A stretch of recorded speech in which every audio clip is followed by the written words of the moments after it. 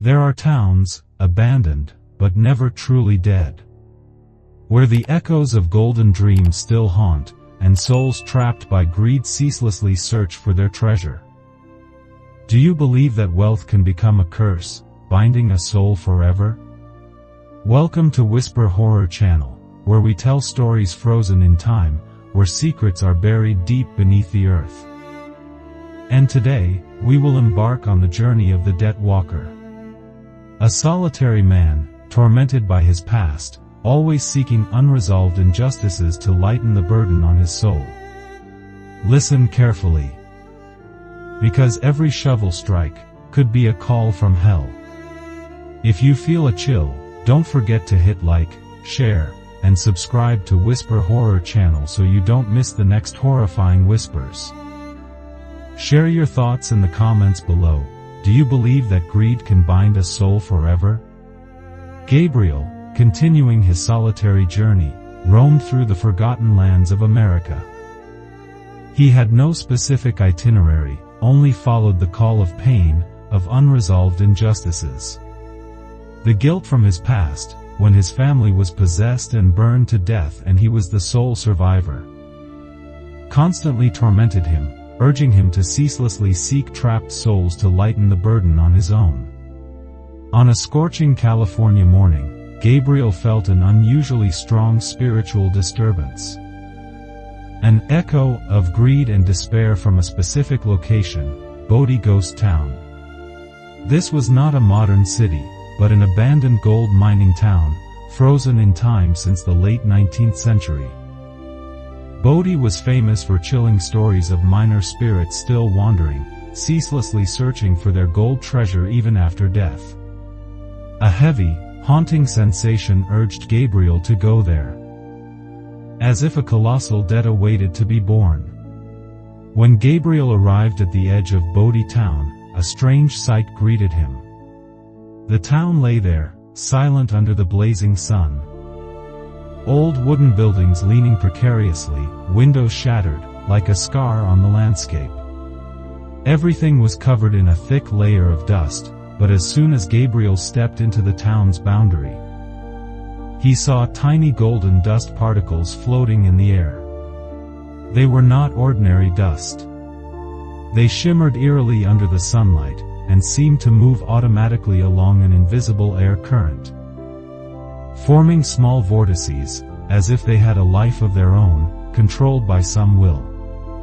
They were like fragments of lingering golden dreams, hovering in the air, haunting anyone who dared to set foot there. At the same time, Gabriel's watch, an old mechanical watch he always carried, suddenly stopped working. The hands stood still at a random point, unmoving. Gabriel felt as if time was frozen here, without flow, without progression. He realized Bodie was not just an abandoned town, but a place trapped in time, imprisoned by its past. That feeling sent shivers down his spine, but also urged him to delve deeper. Gabriel opened his old, tattered notebook, turning to a blank page. As soon as he opened it, a strange, dark yellow stain, like molten gold, mysteriously appeared on the part of the map showing the old mining areas. The stain gradually spread, not like ordinary dirt, but like a wound oozing greed, an imprint of incessant haunting.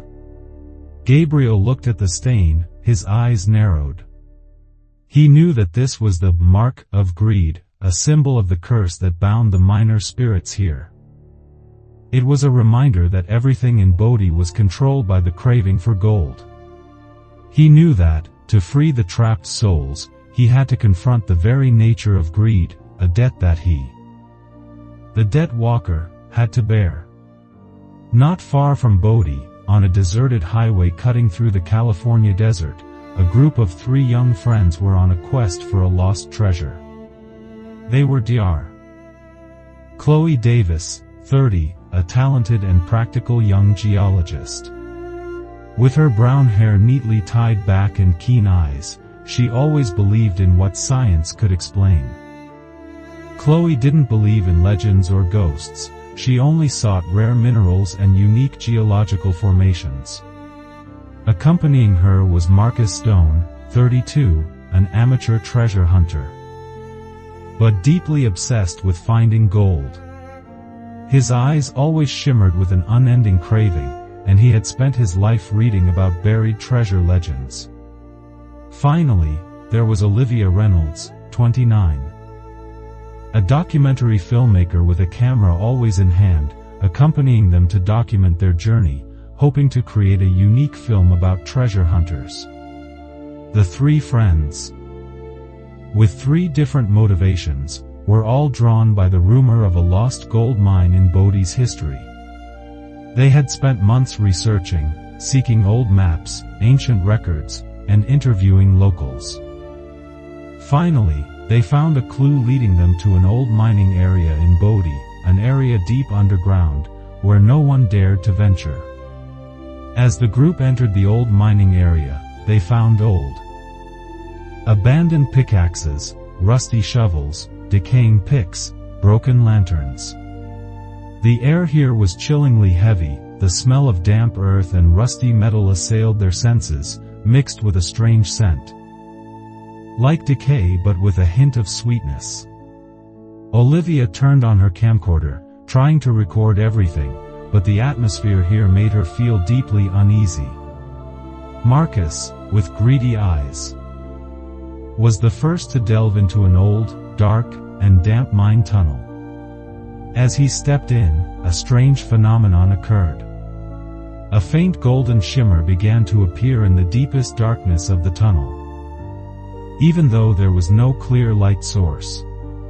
It wasn't light reflected from real gold, but a ghostly glow, dancing and moving, like will-o'-the-wisps. Marcus was immediately captivated. That golden light was like an invitation, stirring the deepest greed within him. He felt a powerful, irresistible urge, and tried to go deeper into the tunnel, leaving Chloe and Olivia behind. Chloe, who always believed in science and reason, began to hear strange sounds. They were not echoes in the mine tunnel, but faint thuds from underground, like hammers hitting rock, or shovels digging, repeating hauntingly.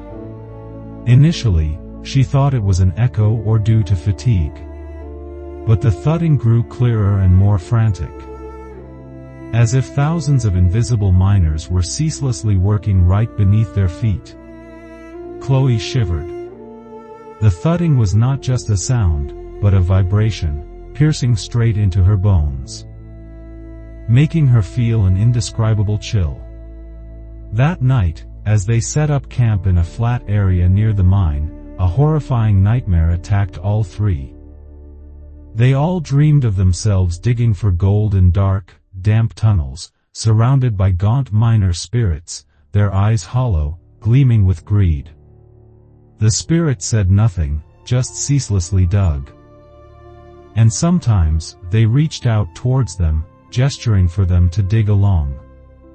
They saw themselves digging up a huge amount of gold, shimmering gold bars piled high. But when they touched it, the gold turned into mud and decaying earth, oozing thick black liquid, with a putrid smell.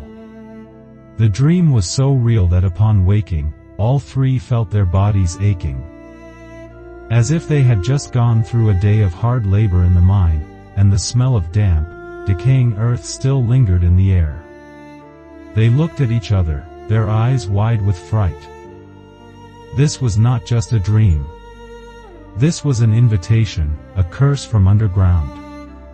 Olivia, a documentary filmmaker, felt a strange compulsion. She turned on her camcorder, trying to record what was happening, even without specific images.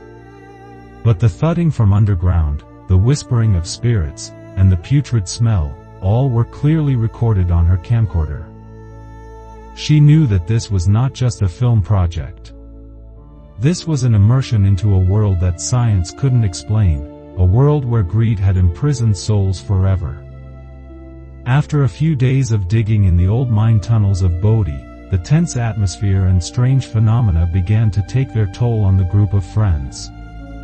The incessant battlefield nightmares, the continuous thudding from underground, and the mesmerizing golden lights in the darkness sowed deep fear and haunting in their minds. Gradually, strange symptoms began to appear, signaling that they had been deeply drawn into the ghost town's curse. Marcus was the first to be affected. He, an amateur treasure hunter with a burning craving for gold, suddenly developed a high fever and became delirious. His body was burning hot, and he incessantly mumbled about numbers, hidden gold locations, and mine tunnels. His voice was no longer normal, but hoarse, deep, like an echo from deep underground. He constantly talked about finding treasure, about shimmering gold bars, and about waiting spirits. The most terrifying thing was that his skin began to turn a pale yellow, a sickly yellow, as if his body was being stained by the very greed he pursued. Chloe, with the instinct of a geologist, tried to understand Marcus's illness. She examined his body, and to her horror, discovered tiny golden dust particles clinging to Marcus's skin, which could not be wiped off. They shimmered under the flashlight and seemed to move slightly, crawling on the skin surface, like living creatures. It was not ordinary gold dust. They were the marks of greed, the physical remnants of the curse that had clung to Marcus. Chloe looked at those golden dust particles, a chilling sensation creeping into her rational mind. She knew that this was not a common illness. Day by day, Marcus's condition worsened. He became aggressive, lost control of his behavior, and sometimes he even tried to attack Chloe and Olivia when they tried to stop him. He constantly talked about finding treasure, about colossal gold bars, and tried to drag others into the mine tunnel to help him dig. His eyes became clouded, and a faint golden shimmer appeared in his eyes, as if his very eyes were turning to gold. Liam and Olivia had to use all their strength to keep Marcus in the tent. Meanwhile, the thudding from underground that Chloe had heard became more continuous and powerful than ever, like ceaseless hammer blows against rock. The thudding was not just a sound, but a powerful vibration, piercing straight into their bones, making them feel dizzy and utterly exhausted. Every night, the entire group heard 3 knocks from the mine tunnel they were working on, not animal sounds, but like a knocking from deep underground, an incessant invitation from the trapped souls. The knocking grew closer and stronger, as if something was trying to escape, or trying to pull them deeper into the mine. Liam, Chloe, and Olivia tried to contact the outside world, their families, the police, but their satellite phone signal was continuously disrupted. Phone screens displayed incomprehensible characters, distorted images, and sometimes they briefly saw the blurry figures of gaunt miners, their eyes hollow, flashing across the screen.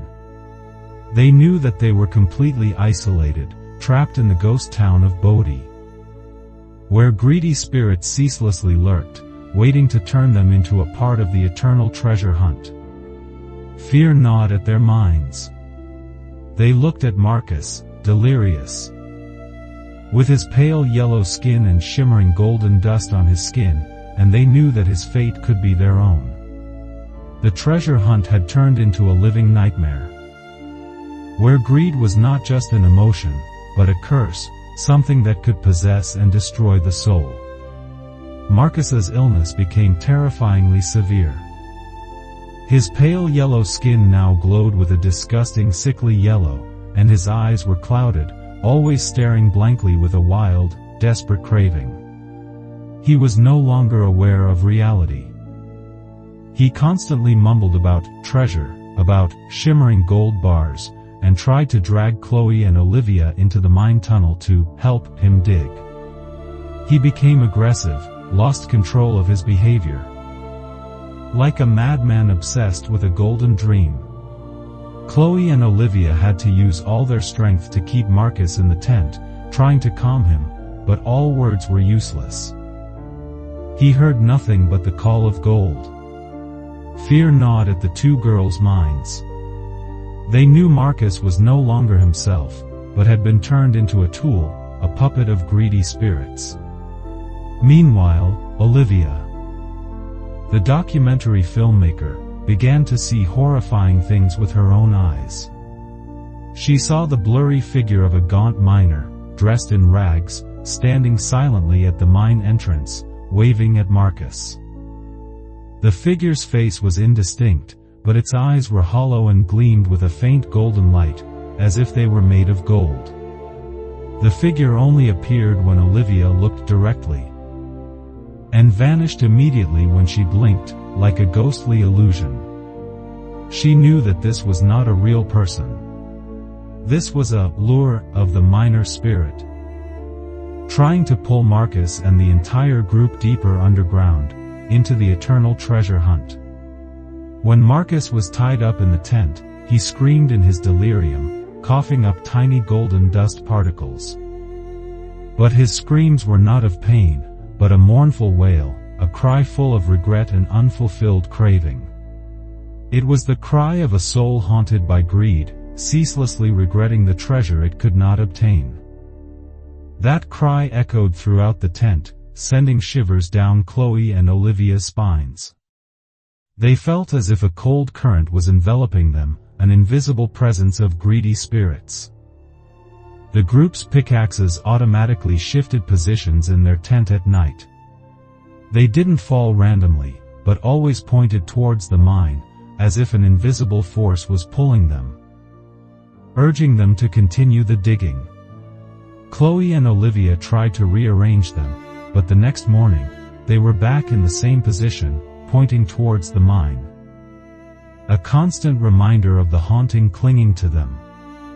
Marcus incessantly mumbled about numbers, mine maps, and strange symbols Chloe and Olivia had never seen.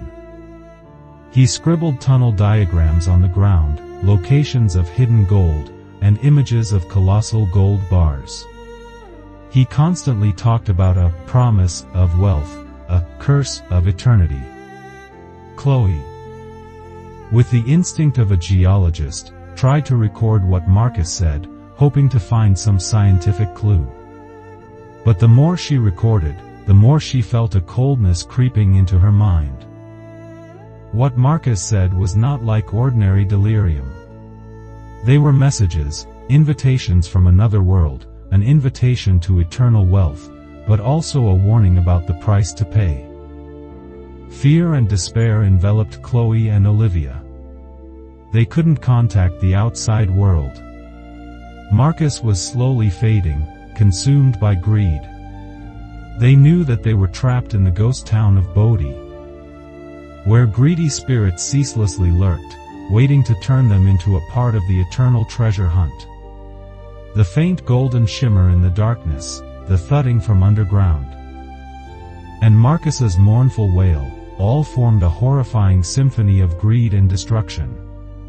The haunting of greed had consumed Marcus.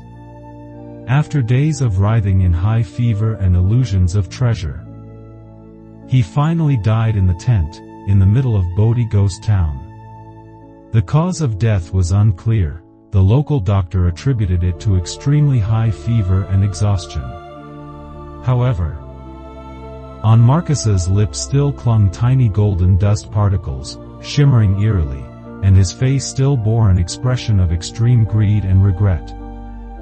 As if he had died yet could not let go of his golden dream. He did not die of common illness, but of greed, of the ghost town's curse. Marcus's death brought no relief, but only increased the horror. Immediately after his death, the thudding from underground, from Part 2, became more continuous and powerful than ever, like ceaseless hammer blows against rock.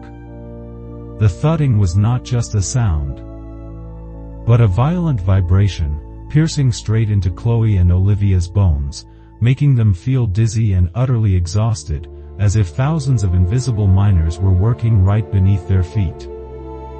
The thudding was like a declaration, a ceaseless invitation from underground, demanding more new diggers.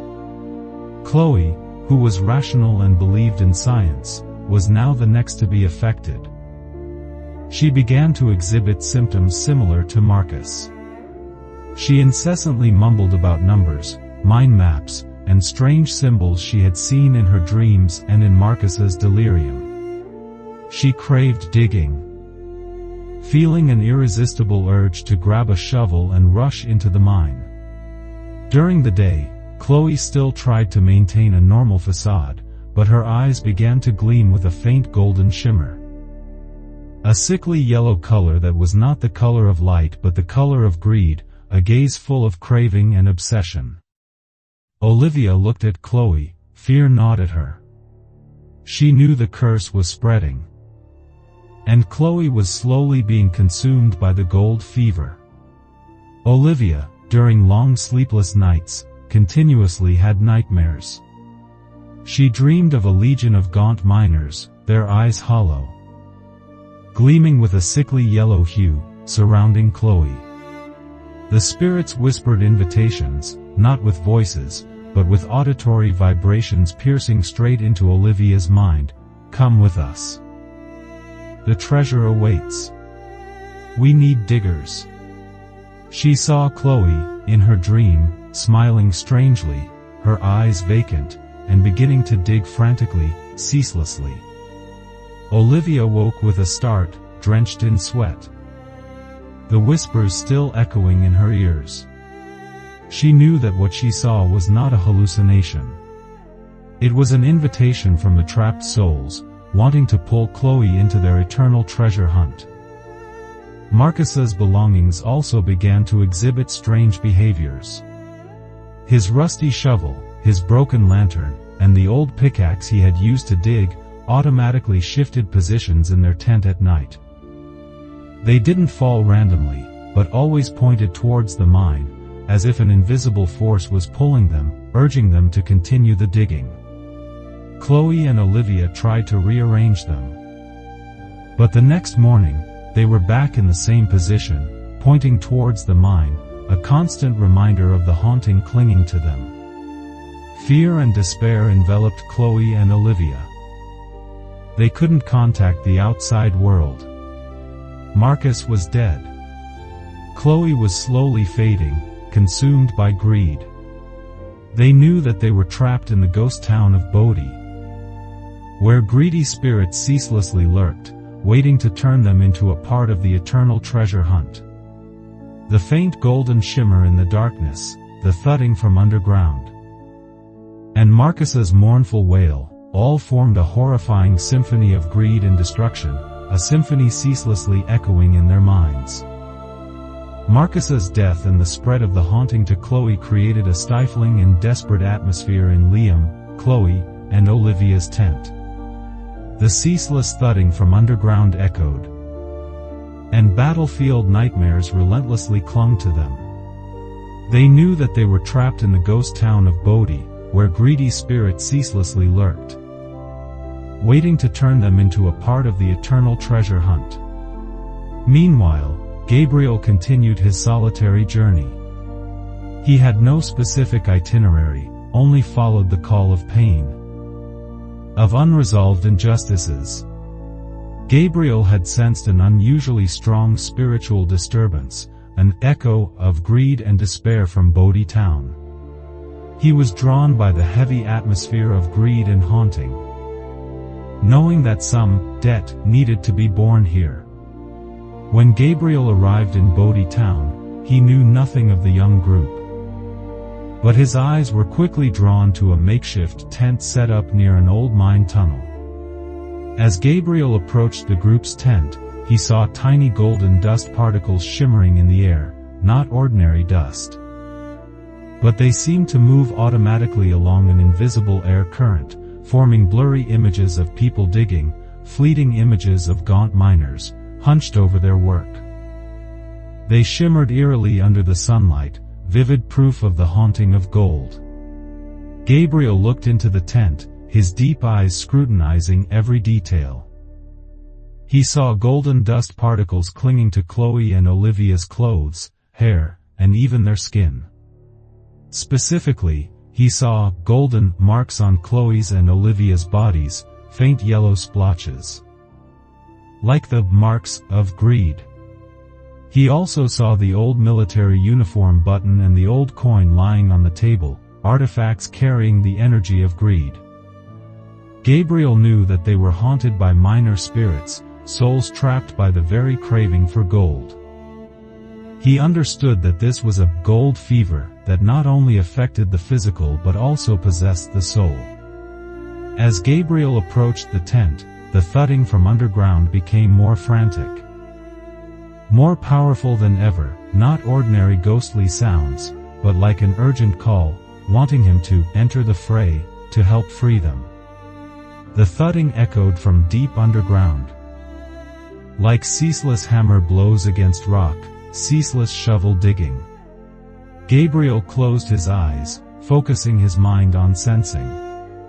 He saw fleeting images of miners writhing in gold fever, of vows about treasure, and of incessant haunting.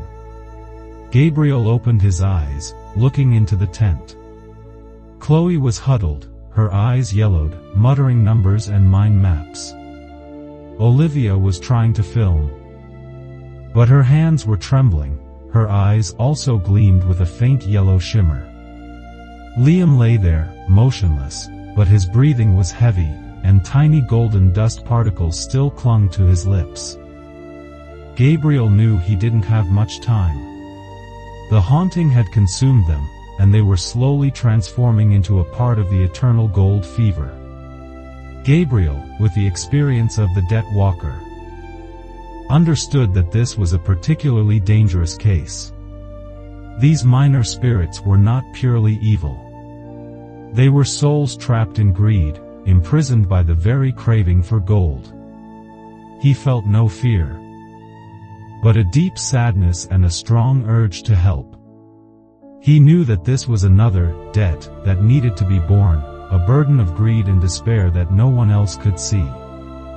With his determination, Gabriel walked towards the tent, ready to face the trapped souls and what awaited him inside. He sought no fame or gratitude. He only sought peace for the living and release for the dead. Gabriel, having sensed the urge from the trapped souls at Bodie, understood that to free the young group, he had to delve into the origin of this haunting. He did not approach authorities or any research organizations, but investigated on his own, seeking out old town records, faded local newspapers, and whispered stories of miners who disappeared or committed suicide due to gold fever. He knew that the truth often lay hidden deep in forgotten things. He spent days wandering the dusty streets of Bodie, passing old buildings, abandoned mine tunnels. He found old work ledgers of miners, decaying local newspapers, and old, abandoned letters. In this process, Gabriel stumbled upon a chilling story, a hidden tragedy from the late 19th century. It was the story of Joshua Blackwood, a young, ambitious miner, whose eyes were blinded by greed. Joshua had betrayed and killed his closest comrades to seize a large gold mine they had found together. He had buried the treasure in a secret location in the mine, and then, in a cruel punishment from the very people of Bodie, the restless miner spirits, trapped by the curse of greed, Joshua was buried alive in that mine, right next to the treasure he had stolen. Joshua's soul was trapped by greed and betrayal, and he was holding other miner spirits captive, forcing them to continue the eternal treasure hunt, becoming slaves to his greed. When Gabriel found an old photograph of Joshua Blackwood in an archive folder, a strange phenomenon occurred. The photograph was faded with time, but Joshua's face, with sharp eyes and a cynical smile, was partly obscured by a dark yellow stain, exactly like the mark Gabriel had seen on the Bodie map and on Marcus's skin. The stain was not due to damage to the photograph, but like an imprint of betrayal and greed that had forever marked Joshua's soul. It was undeniable proof of the curse that bound him and other minor spirits. As Gabriel delved deeper into Joshua Blackwood, he heard a cynical laugh echoing through the abandoned streets of Bodie. It was not a joyful laugh, but a cold laugh, full of greed and perverse pleasure, like the laugh of someone who had achieved their goal at any cost. That laugh echoed from old buildings, from dark alleys, as a ceaseless reminder of the destructive power of greed.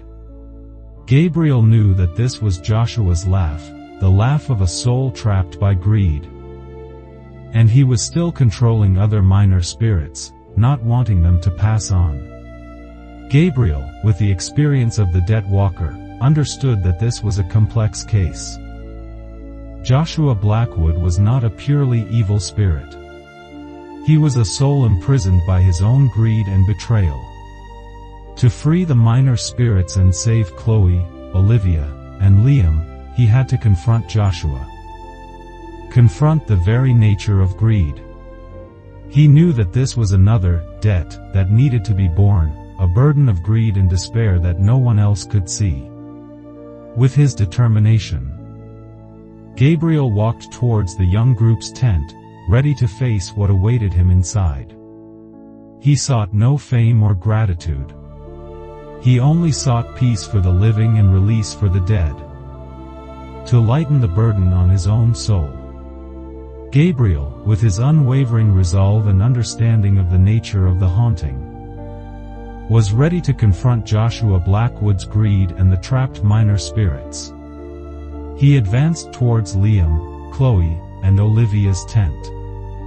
The incessant thudding from underground still echoed violently, like drums urging on an invisible battle. Gabriel approached the young group huddled in the tent, their eyes filled with fear and exhaustion. He said little, his voice was deep but authoritative. "You are haunted by greed. I can help." Gabriel's blunt words made Chloe, a practical geologist, frown. She looked at him with skeptical eyes, thinking Gabriel was a charlatan or a madman. Liam and Olivia were also wary.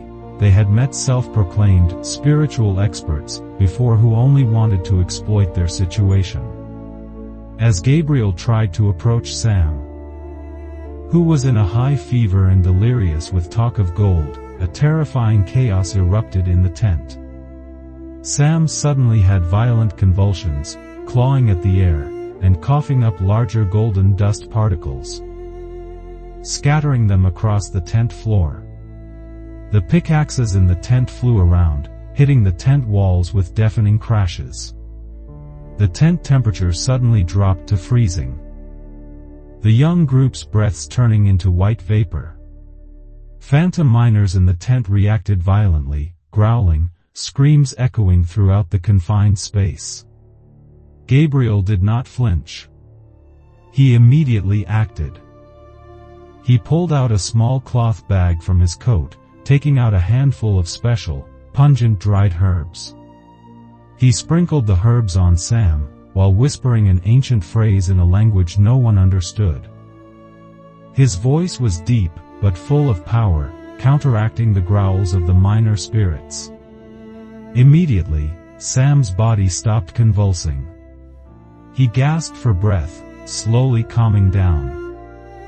But his eyes still held extreme fear, staring blankly as if still seeing something horrifying. The haunting in the tent also subsided, objects stopped flying, and the temperature gradually returned to normal. After calming them, Gabriel said little. He opened his old, tattered notebook, turning to a page with a map of Bodie and strange symbols. He pointed to the map, his voice calm, "Your connection lies here. Joshua Blackwood is the culprit. He has imprisoned the minor spirits here because of his greed. We must find his remains. Free him and the trapped souls." Liam, Chloe, and Olivia looked at each other. The fear was still there, but in Gabriel's eyes, they saw a resolve, a promise of liberation. They didn't fully believe. But after what had just happened, they had no choice but to put their trust in Gabriel. They had been drawn into something far beyond their comprehension, and Gabriel was their only hope. Gabriel explained more about Joshua Blackwood. He said that Joshua was not a pure evil spirit, but a soul imprisoned by his own greed and betrayal. Joshua had buried his treasure alive and was then buried alive by the very minor spirits he had betrayed. His greed was so great that it bound him and others.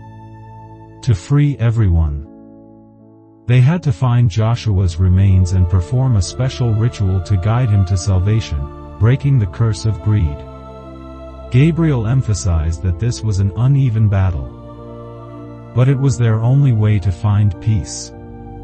He sought no wealth, only peace for the trapped souls.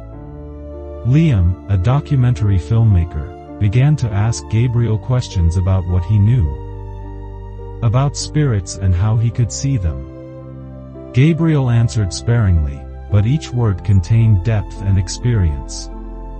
He spoke of his past, of being the one who lived when he shouldn't have, of the debt he carried in his soul, and of his journey to bear the injustices of others to find peace for himself. Liam and Chloe felt the sincerity in Gabriel's words. And although many things remained hard to understand, they decided to follow him. With Liam, Chloe, and Olivia's consent, Gabriel led them back to the old mine area in Bodie, where Joshua Blackwood and the trapped minor spirits were located. The incessant thudding from underground still echoed, like a haunting invitation. The air here was chillingly cold and heavy. The pungent smell of damp earth and rusty metal permeated, making every breath heavy. As they entered the mine tunnel where Joshua was buried alive, the mine seemed to come alive in a terrifying way. Thudding, knocking, screaming echoed everywhere, not ordinary sounds but a symphony of chaos, as if the entire mine was reactivated. Tiny golden dust particles shimmered in the air. Not just dust but small specks of light, moving chaotically, forming spiral vortices in the darkness. Their flashlights flickered continuously, blazing brightly then suddenly dimming, plunging the space into thick darkness, then blazing brightly again, as if someone was controlling the light. The mine continuously shook violently, rocks began to fall from the ceiling. Decaying support beams rattled, threatening to collapse at any moment. The smell of damp, decaying earth, rusty metal, and an unpleasant metallic odor, like dried blood, assailed their senses. Gabriel led the way, his gaze resolute, fearless. Liam turned on his camcorder, trying to record everything, but his hands trembled. Chloe and Olivia clung to each other, their eyes wide with fright. Thousands of phantom miners clearly materialized in the mine. They were no longer weak or blurry souls, but beings obsessed with greed, gaunt figures, hollow eyes, gleaming with a sickly yellow hue. They said nothing, just ceaselessly dug, clawing at the earth and rock walls, and sometimes, they charged at them, trying to drag them into the eternal digging. The spirits did not attack with physical violence, but with haunting, by trying to pull them into their gold fever, making them also want to dig, want to find gold. Liam, Chloe, and Olivia felt a strange compulsion to join the digging. Their hands seemed to twitch automatically, wanting to grab shovels and picks. The whispers of greed echoed in their minds, speaking of wealth, of golden promises, of abundant life. They had to use all their will to resist that urge, not to become mindless puppets of the minor spirits.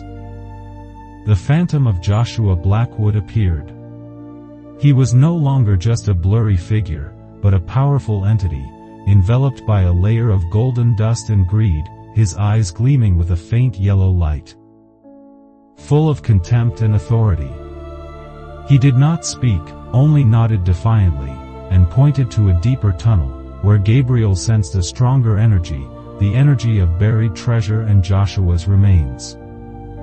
Gabriel understood that this was an invitation, a challenge from the leader himself.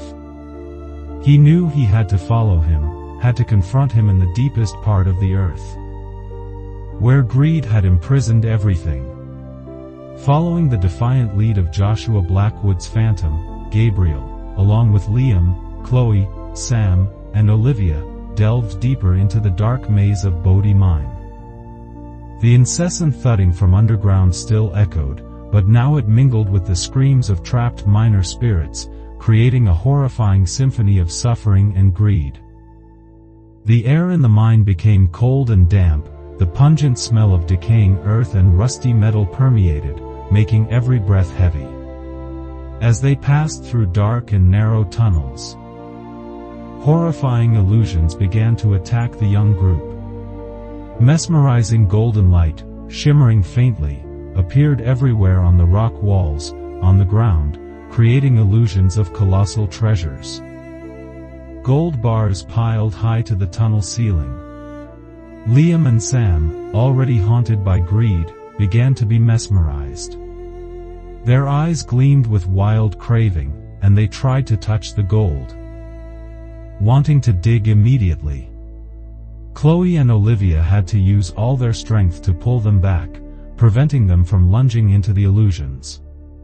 But when they touched it, the gold turned into mud and decaying earth, oozing thick black liquid, with a putrid smell.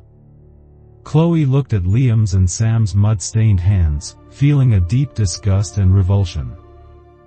The fear of being controlled by greed, of being unable to distinguish reality from illusion, gnawed at their minds. Along with the golden illusions, the voices of old miners whispered in their ears. They were hoarse, weary voices, speaking of wealth, of golden promises, and of betrayal. Gold is everything. Trust no one. He betrayed us. Those voices tried to weaken their will, making them suspect each other, sowing discord within the group. They were echoes from the past, laments of souls destroyed by greed. Chloe and Olivia tried to cover their ears, but the whispers pierced straight into their minds, gnawing at their sanity. Liam and Sam, already heavily affected by greed, seemed mesmerized by the whispers, their eyes gleaming with craving. Gabriel led the way. He was unaffected by the illusions or whispers. He knew that these were the challenges Joshua Blackwood created to stop them. The scar on his hand ached violently, a reminder of the burdens he had carried in the past.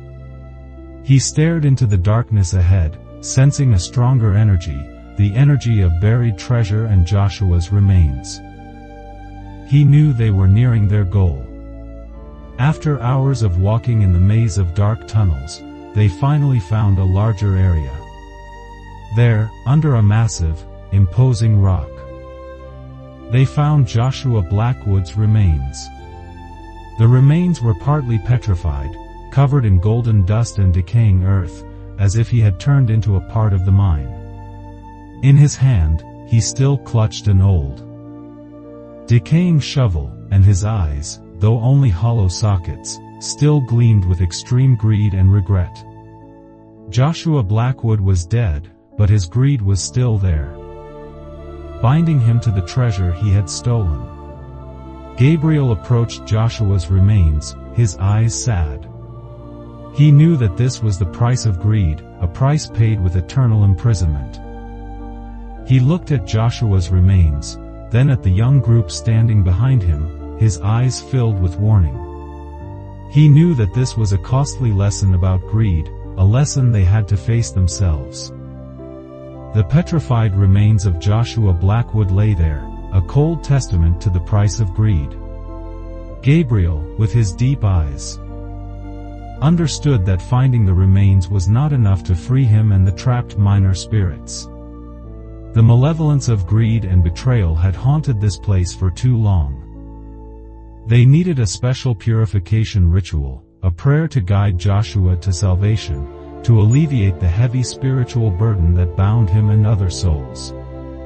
Gabriel explained to the young group, "Burying Joshua's remains is not enough. We need to chant prayers for his soul and perform a purification ritual to dispel his lingering malevolence and free the minor spirits." He said that this ritual required intense concentration, and they would face fierce resistance from the mind itself, from the souls imprisoned by greed. Gabriel, along with Sam and Olivia, who had more sensitive souls, would focus on chanting prayers and sprinkling consecrated salt. Liam and Chloe would assist, trying to stay calm and protect the ritual circle. They brought consecrated salt, special cleansing herbs, and historical artifacts related to peace and healing that Gabriel had prepared. As they began to prepare the ritual, the mine reacted violently. Rocks began to fall from the ceiling, dry, thudding, echoed throughout the confined space, sending dust flying. Decaying support beams rattled violently, threatening to collapse at any moment, as if the mine was trying to crush them. The thudding from underground became more frantic than ever. Not ordinary hammer blows but a chaotic symphony of anger and suffering. Tiny golden dust particles floating in the air, from part 1, now swirled into small vortices, attacking their eyes and noses, causing deep discomfort. Thousands of phantom miners materialized more clearly, surrounding them, forming a living wall of souls. They were no longer just unconsciously digging. They screamed. Screams full of anger and despair, trying to attack the group, wanting to drag them into the eternal digging. They charged at the salt circle, trying to break the sacred boundary. Liam and Chloe had to use all their strength to hold the circle firm, their hands trembling, but their eyes resolute. They knew that this was the real battle. The phantom of Joshua Blackwood appeared. Tall, imposing, enveloped by a layer of golden dust and greed, his eyes gleaming with a faint yellow light, full of contempt and authority. He did not speak, only nodded defiantly, like a declaration of war. He stood just outside the salt circle, unable to penetrate, but he unleashed dark energy currents, colossal, treasure illusions, trying to mesmerize the group. Dazzling golden illusions appeared everywhere in the mine, piles of gold bars, glittering precious stones, all beckoning them with a promise of eternal wealth. As Gabriel began chanting the requiem, his voice was deep and powerful, counteracting the mine's noise and the spirit's screams. He sprinkled handfuls of special cleansing herbs onto Joshua's remains, and a faint bluish-white smoke rose from the remains. The three ministers also assisted with biblical verses and ancient rituals. Olivia, the documentary filmmaker, sensed a deep pain from the minor spirits. As the requiem echoed, the spirits did not immediately dissipate. Instead, they writhed more violently, screaming in agony, as if the requiem was forcing them to face the truth that they were dead and their greed was still present. Some minor spirits even tried to tear at each other, destroying themselves in extreme agony, as if they could not bear that truth. The thudding from underground from Joshua Blackwood became more frantic, more rapid than ever, trying to drown out the requiem, like a challenge from the dead. His drums seemed to emit dark energy currents, trying to break the salt circle, but the faint white light from the consecrated salt remained resolute. Gabriel knew that this was the decisive battle. The frantic thudding from underground, the screams of minor spirits mingling with the chanting of Gabriel and the ministers.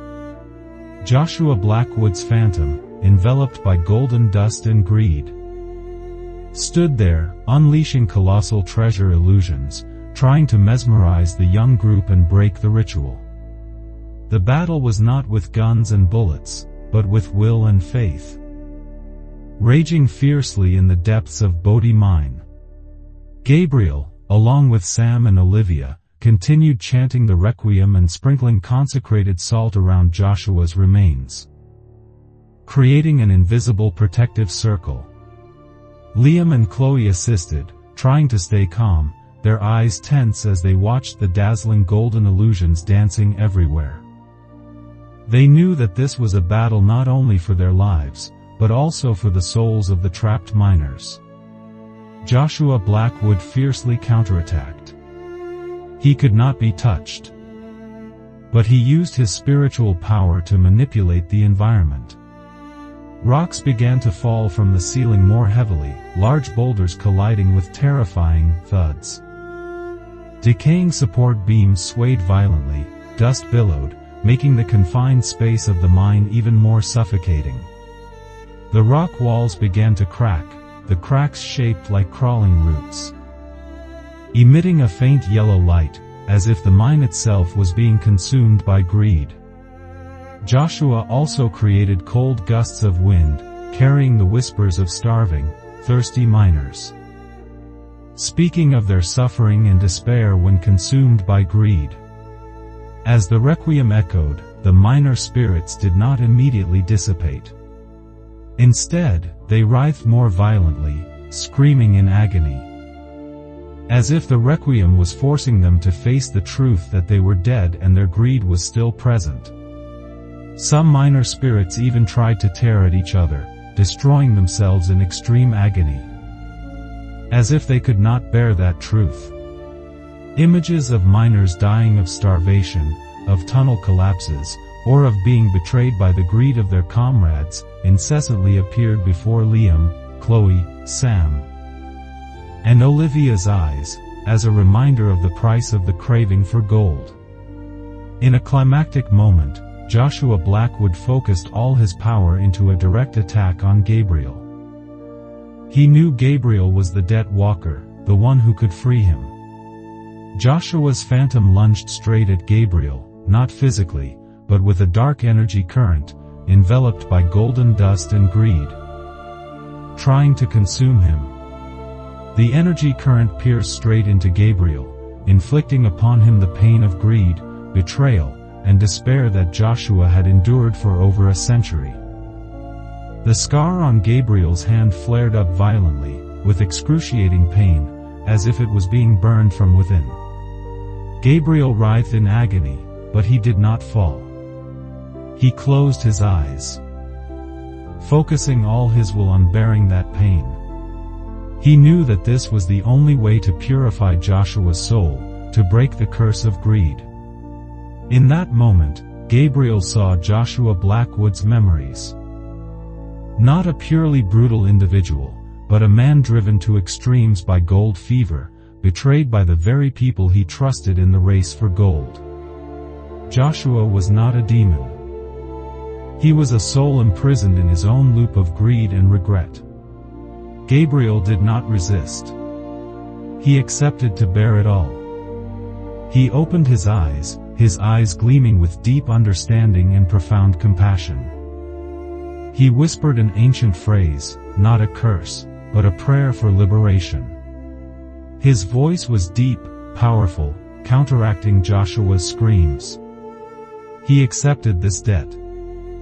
Accepted to become the debt walker for an entire century of greed and betrayal. In the depths of Bodie mine, the symphony of greed and atonement was reaching its climax. Gabriel writhed in agony as Joshua Blackwood's spirit, enveloped by golden dust and greed, tried to consume him. The scar on Gabriel's hand flared up violently, but he did not resist. Instead, he closed his eyes, accepting to bear Joshua's pain, accepting to become the debt walker for his sin. He had seen Joshua's memories, a man driven to extremes by greed, betrayed by the very people he trusted. Joshua was not a demon. He was a soul imprisoned in his own loop of greed and regret. When Gabriel accepted to bear that pain, an astonishing transformation occurred. Joshua's black smoke began to dissipate. It did not disappear completely, but slowly merged into Gabriel's body. As if a large amount of spiritual data was being downloaded and absorbed. The scar on Gabriel's hand was no longer red or painful. Instead, it became a small, faint tattoo, shaped like a shovel and a pickaxe intertwined.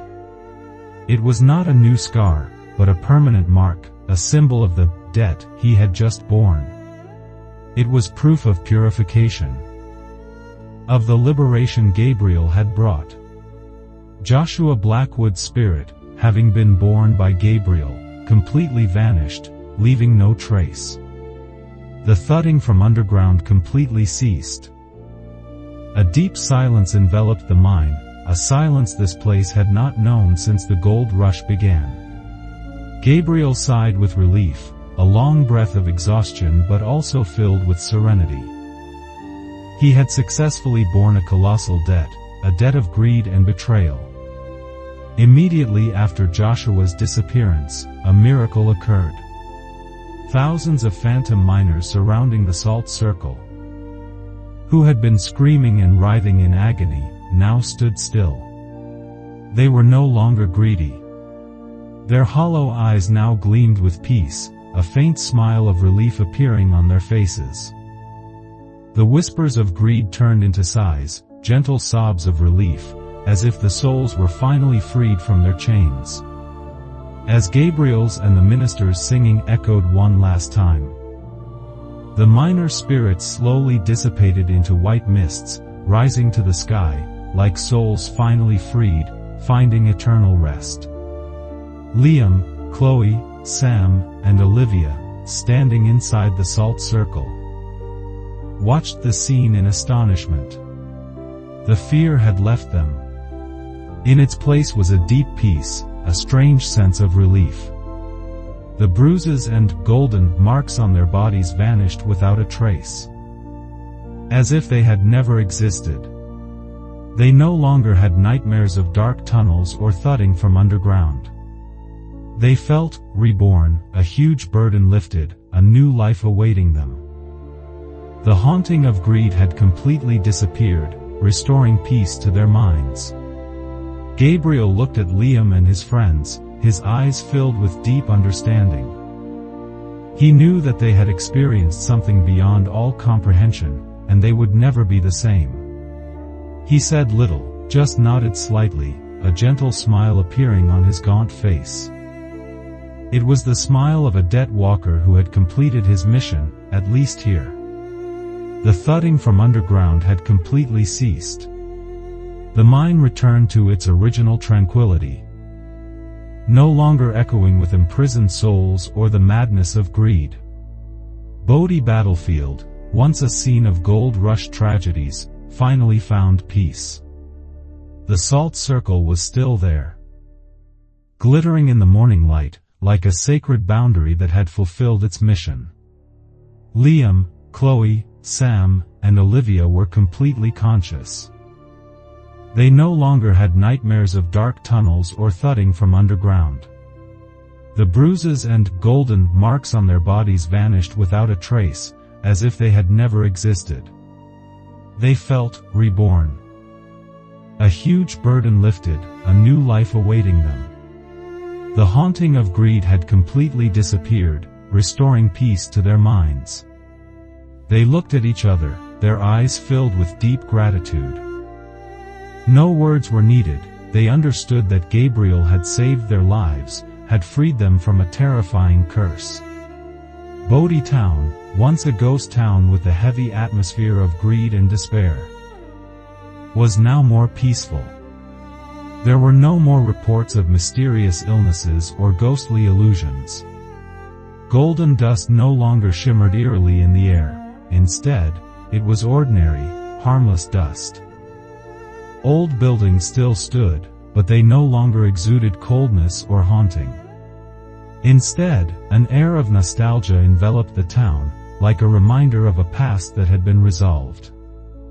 On Gabriel's Bodie map, a strange thing had happened. The dark yellow stain, like molten gold, had completely disappeared.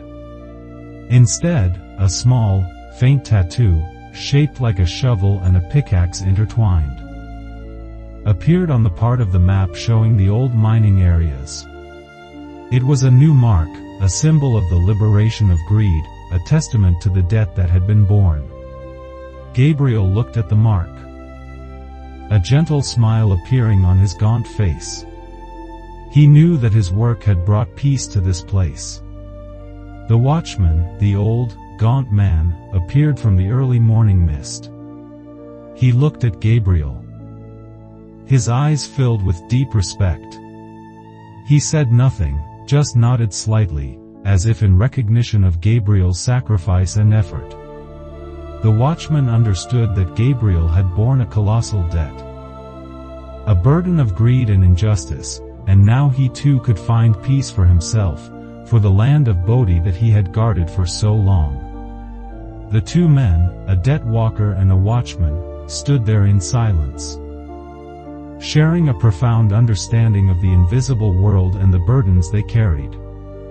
The mine, where Joshua Blackwood and the miner spirits had been trapped, was now a quiet and peaceful place. There was no more thudding from underground, no more screams of spirits. The rock walls were still rough, but they no longer oozed black liquid or emitted ghostly light. The smell of damp earth and rusty metal was still there, but it no longer carried the heaviness of haunting. It was a peace bought with understanding and sacrifice. Liam, Chloe, Sam, and Olivia looked at Gabriel once more, their eyes filled with gratitude and a new fear, the fear of a world they didn't know.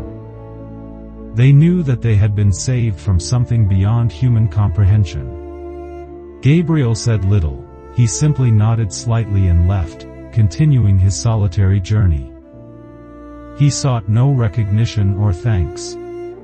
He only sought peace for the living and release for the dead, to lighten the burden on his own soul. After returning from Bodie Ghost Town, Liam, Chloe, Sam, and Olivia were completely changed. They were no longer carefree young people curious about horrors. The near-death experience and the haunting of greed left invisible scars on their souls. They no longer sought ghost stories for films or superficially explored history. Instead, they decided to dedicate their lives to researching and conveying stories of forgotten souls, of cursed lands, as a way to honor Gabriel's sacrifice and the freed miner spirits. Liam, once an ambitious film student, now had strange, astonishingly vivid dreams. He began to dream dreams that were not his own, but of the miners who had dug for gold at Bodie. He saw himself standing in dark tunnels, hearing hammers hitting rock, shovels ceaselessly digging. He witnessed stories of greed, betrayal, and friendship among the miners. He felt the pain of those abandoned, the despair of those who died of greed. The dream was not a nightmare, but fragments of memory, lessons from the past, transmitted directly into his mind. Chloe and Sam also experienced similar changes. The old military uniform button and the old coin, from Part 2, that Chloe and Sam found in the tent at Bodie. Artifacts that were once marks of haunting, now suddenly glowed faintly. On their surfaces, the images of gaunt miners, their eyes hollow, appeared serenely, smiling with relief, no longer showing pain or greed. Liam felt a strange peace looking at those images. It was a sign that the miners' souls had truly been freed, and those items, once symbols of greed, had now become relics of peace. Olivia, the documentary filmmaker, found an old, time-yellowed letter, hidden in a history book about Bodie she was reading. The letter was Joshua Blackwood's confession, written during his lifetime. In the letter, Joshua recounted that his eyes had been blinded by gold fever, betraying his closest comrades to seize the treasure. He confessed his deep remorse and a plea for release. The letter ended with a painful lament that he would forever be imprisoned in darkness until the treasure was found and returned to the dead souls. Olivia shivered. She knew that this was the confession of a soul bound by greed, and it was proof of unresolved injustices.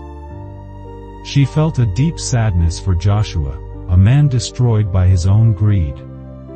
The young group, with their terrifying experiences and costly lessons, became the new storytellers of Bodie. They no longer told ghost stories to frighten, but to warn and to honor. They told of the town's dark history, of greed destroying souls, and of Gabriel, the debt walker, who had brought peace to the trapped souls. They sought no fame or money. They only sought truth and understanding. They knew that what they had seen in Bodie was a costly lesson about the price of greed, a lesson they would never forget. The golden dust still shimmered in Bodie's air, but now it no longer carried the haunting of greed. It shimmered like particles of hope, reminders of souls who had found rest. The mine was still there, but there was no more thudding from underground. Only the rustling of wind through the dry trees, and the chirping of birds, like a new symphony of peace. After bringing peace to Bodie Ghost Town and freeing the souls trapped by greed, Gabriel did not stay. He continued his solitary and aimless journey, bearing new scars and stories. He sought no rest, no liberation for himself, but only peace for trapped souls, for unresolved injustices. The scars on his body were living testaments to past battles, to spiritual debts borne and paid. Gabriel had no map or specific itinerary. He followed a special kind of intuition, a sense of spiritual hotspots across America. These were places where greed, betrayal, or curses related to wealth had created trapped souls. He sensed negative energy currents, echoes of pain and injustice, guiding him to forgotten towns, haunted houses, cursed forests. Each time he sensed a hotspot, the scar on his hand would ache slightly, a constant reminder of his mission.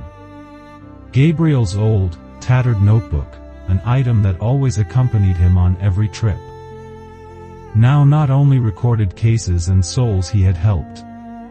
Sometimes, blank pages would automatically show drawings of wildflowers, or ancient poems in different languages, as if the freed souls were recording their peace, expressing silent gratitude.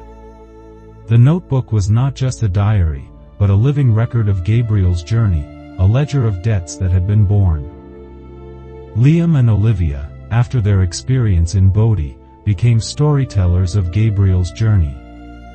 They did not directly accompany him, but they spread the legend of the debt walker to the world. They told this story not with fear, but with respect and gratitude, about a mysterious man who dedicated his life to bearing the pain of others. They collected new stories about haunted places, unresolved spiritual cases, and sent that information to Daniel Blackwood, Gabriel's friend and silent supporter. Chloe and Sam also changed. They no longer just sought scientific knowledge or horror adventures. They began to take a deeper interest in supernatural matters, with a sense of understanding and compassion. They frequently researched spiritual phenomena, ancient curses, as a way to better understand the world they had once faced. Gabriel's journey was unending. He still wandered this world, solitary, taciturn, doing more than speaking, and even somewhat aloof, for he understood that his fate was solitary, bound to unresolved injustices. But each time a soul was freed, a debt was borne. The burden on his soul lessened slightly. That was how he found peace for himself, for his deceased family. He was a bearer, a debt walker, and his mission was eternal, without end. Gabriel's journey, the debt walkers, is a path without end, where each step leads him to a new injustice, a spiritual debt that needs to be borne. In his wanderings, Gabriel occasionally encountered people haunted by other debts, souls trapped not by war or greed but by personal tragedies, pains buried in everyday life. He met a young woman haunted by the spirit of her child lost in a tragic accident. The child's spirit ceaselessly cried, unable to pass on. Gabriel sensed the mother's pain, and he knew it was a debt of loss, an inconsolable sorrow. When Gabriel helped the child's spirit pass on, he again saw the image of his own family burning in the fire, and felt their own loneliness. A never-to-be-forgotten reminder of his own debt. That pain did not weaken him, but strengthened his resolve. Sometimes, Gabriel stopped in a small town, where a family was haunted by the spirit of a man who committed suicide after being financially defrauded. The spirit incessantly manifested, causing strange financial fluctuations in the house, plunging the family into destitution. Gabriel understood that it was a debt of despair, of betrayal. He helped the family find the truth, and by doing so, he helped the man's spirit pass on, bringing peace to both the living and the dead. Sometimes, when Gabriel was alone at night, wandering through deserted roads, he still heard the thudding from underground echoing from afar. No longer terrifying as in Bodie, but like a reminder of his debt, of the souls he had helped. It was a symphony of suffering and liberation, an eternal sound of his journey. The war drums from Gettysburg, if he could sense them from afar, might also echo, as a reminder of the battle past and the freed souls. He also met an old former miner haunted by visions of treasure he had found in his dreams, but never obtained in real life. That former miner, though he had survived many years, was still trapped in the past, unable to find peace. Gabriel understood that it was a debt of unfulfilled craving, of unsatisfied greed. Gabriel helped him find peace, not by forgetting his golden dreams, but by accepting, by understanding that true value was not in gold bars. Each encounter, each freed soul, left a new mark on Gabriel's body. The scars on him never fully healed. They changed shape according to each soul he helped, like a living map of his journey, indicating each debt that had been borne. There was a scar shaped like a constricted collar, a scar shaped like an open eye, a scar shaped like a shovel and a pickaxe intertwined, or a burn shaped like a small flame. They were living testaments to his past invisible battles, proof of the debt walker's silent sacrifice. Gabriel said little about these encounters, but his eyes grew deeper, filled with more sadness and understanding. He knew that his journey would never end. There would always be trapped souls, unresolved injustices, debts that needed to be borne. He was the debt walker, and this was his destiny, an eternal path to seek peace for others and for himself. Gabriel's journey, the debt walkers, is a path without end, without a conclusion. He does not age, does not die according to the normal course of human life. He is bound by his mission, by the spiritual debt he has chosen to bear. Every breath he takes is a reminder of trapped souls, of unresolved injustices. Gabriel still wanders this world, solitary, taciturn, doing more than speaking, and even somewhat aloof, for he understands that his fate is solitary, linked to unresolved injustices. He seeks no liberation for himself, but peace for trapped souls. Every scar on his body is a living testament, a map of debts that have been borne, and a reminder of his unending mission. While Gabriel continues his journey, new, more subtle signs begin to appear, suggesting a hidden successor. Sometimes, in distant towns, a newborn or a dying person will have a small scar on their body that cannot be explained by medical science. It could be a faint war drum-shaped scar, or a scar shaped like a shovel or a golden symbol, or a burn shaped like a small flame. It is a sign that the souls of freed soldiers, minor spirits, or purified witch spirits are watching Gabriel, or waiting to succeed him in another life. These are marks of spiritual connection, whispers from the other side about an unending cycle. Historians whom Gabriel helped rescue continue to discover new details about ghost towns and forgotten historical cases. They dedicate their lives to learning about the 7th Virginia Regiment at Gettysburg, about their stories of bravery and mystery. They never find Gabriel, never know where he is. But they feel a strange connection to the man who helped them.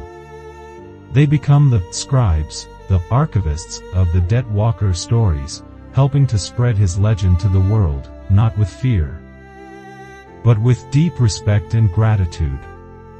They are living witnesses to Gabriel's existence and his mission. Daniel Blackwood, who became Gabriel's silent supporter, still continues his work.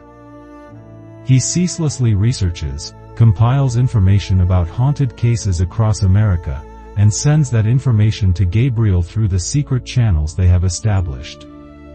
Sometimes, he feels a slight ache in his wrist, at the exact spot corresponding to Gabriel's scar. It is a sign that Gabriel is near, or that he is facing a great danger. Daniel knows that he is an indispensable part of the Dead Walker's journey, an eternal path without end, only with souls that need to be freed and debts that need to be borne. Gabriel's path is endless. There will always be trapped souls, unresolved injustices, debts that need to be borne. And Gabriel will always be there, a solitary figure, carrying the scars of the past and the burdens of the present, continuing his journey until there is no more pain or injustice in the world. Gabriel's journey, the Dead Walker's, is a path without end, an eternal vow etched into every scar on his skin. He still wanders this world, solitary, taciturn, doing more than speaking, and even somewhat aloof. For he understands that his fate is solitary, linked to unresolved injustices. He seeks no liberation for himself, but peace for trapped souls. Every scar on his body is a living testament, a map of debts that have been borne, and a reminder of his unending mission. While Gabriel continues his journey, new, more subtle sign begins to appear, suggesting the continuation of his mission. In a distant town, a young person, a history student fascinated by researching local legends and mysteries, begins to sense a strange spiritual disturbance. It is not a mere fear, but a heavy sensation, an intertwining of greed and despair, similar to what Gabriel had sensed from Bodie. That young person, in the course of their research, accidentally finds an old, tattered notebook, forgotten in a hidden corner of an antique shop. The notebook has no title, no name, but inside are notes in various languages, describing mysterious haunted cases, unjustly tormented souls, and purification rituals performed by a mysterious man. It is Gabriel's notebook, a ledger of his debt-bearing journey. As the young person holds the notebook, they begin to hear the thudding from underground echoing from afar, not ordinary ghostly sounds, but like hammers hitting rock, shovels digging, repeating hauntingly. They also feel an invisible weight on their shoulder, at the exact spot corresponding to the shovel-shaped scar on Gabriel's hand. It is an invisible mark, a reminder that they have been chosen, that they have been drawn into something far beyond their comprehension. In their research into the notebook, the young person reads the last lines written in Gabriel's handwriting. The mission does not end. It only changes bearers. Greed is an eternal nature. They look at the shovel-shaped bruise on their shoulder, and a horrifying truth emerges. They did not accidentally find the notebook. They are next in the debt walker's journey. Gabriel still continues his journey. He seeks no liberation for himself, but peace for trapped souls. Every scar on his body is a testament, a living map of debts that have been borne. He knows that one day, he will no longer be able to continue. But he also knows that the debt walker's mission will never end. There will always be trapped souls, unresolved injustices, and a new debt walker will appear to bear that debt. His path is endless. A loop of sacrifice and salvation, continuing forever in the darkness of the world. The kingdom of the primordial entity relentlessly expands. Salem's lot has been completely consumed, becoming a forbidden zone, covered by decaying vegetation and chilling stories. Giant bluish-black vines, rough like rotting bark, crawl everywhere, turning houses into bizarre organic masses. But the death of this town is not the end, but the continuation of an eternal cycle. Sarah's old house, where all the tragedy began, has become the center of the curse. A main gateway for the primordial entity. From it, colossal roots pierce through, continuously rising and contracting, like the beating heart of an ancient instinct. It is not just a physical structure, but a living organism, rhythmically pulsating with the deep breathing from underground, testament to the primordial entity's incessant existence and expansion. The pungent stench of decay and the heavy breathing from underground have become the horrifying symphony of life at the center of the loop. The souls of Sarah and other midwives from the past. Women who accidentally became gateways for the primordial entity's rebirth are trapped in the house. They cannot pass on. They become eternal lullaby singers for the entity, forced to sing old, sad songs, which only sensitive people can hear. That lullaby has no lyrics, only mournful melodies, a chorus of imprisoned souls, lulling the primordial entity until it is born again. They are an inseparable part of the loop, eternal witnesses to rebirth and decay. Elsewhere in the world, the traces of the primordial entity continue to appear. Tiny, bluish-black pollen grains continue to be born and carried by the wind, spreading everywhere. In distant cities, pregnant women begin to feel strange movements in their bellies, strong thumps, violent thrashing, unlike any normal fetus. Sometimes, they see glowing bluish-black patterns under their abdominal skin, like a sign that they have been chosen as the next gateways for the primordial entity, so the loop of rebirth and decay continues endlessly. The world is slowly being consumed. Humanity is slowly transforming, becoming part of the kingdom of decay. Those who survive face a brutal reality: they cannot win. They can only accept their fate, or try to adapt to a new world, where ancient instinct has regained control, and humanity is merely living memories in its body. Salem's lot is just the beginning. The kingdom of decomposition is spreading, and no one can stop it. Nature can be a gift, but it can also be an ancient curse, burying secrets that humans should never touch. Do you believe that life always finds a way to exist, even if it has to consume everything in its path? Now, look at the trees around you. Right now, listen to the sound of roots crawling underground. Is there a heartbeat that isn't your own? Or a tiny pollen grain, flying in the air, waiting to find a new host? Because it's very possible, the ancient seed has found its way back. And you could be its next gateway. If you have felt a chill from this story, don't forget to hit like, share, and subscribe to Whisper Horror channel so you don't miss the next haunting stories. Share your thoughts in the comments below. Do you believe in ancient horrors that can still exist in the modern world?